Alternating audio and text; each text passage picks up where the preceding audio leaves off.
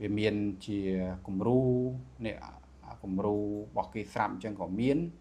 វាមានជាពណ៌លាតអញ្ចឹងក៏មានដែរអញ្ចឹងឧទាហរណ៍ខ្ញុំចង់បានគំរូរបស់គេស្រាប់ចោះខ្ញុំចង់បានគំរូនេះណែគំរូនេះរឿងច្បាស់ស្អាតដែរណែឬក៏អាចថានេះឬក៏អាចថានេះបងប្អូនមើលទៅណាឆ្លាញ់មួយណាឧទាហរណ៍ខ្ញុំឆ្លាញ់មួយនេះចុះអញ្ចឹង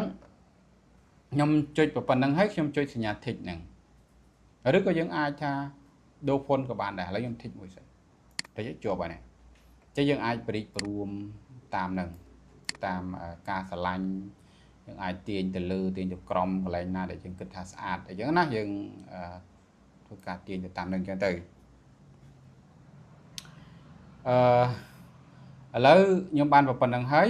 ខ្ញុំទៅបដូរ font អក្សរអញ្ចឹង font អក្សរបងប្អូនឃើញនៅ font ខាងក្រោមនេះអញ្ចឹងខ្ញុំរើស font ទៅ font ដែលឆ្លាញ់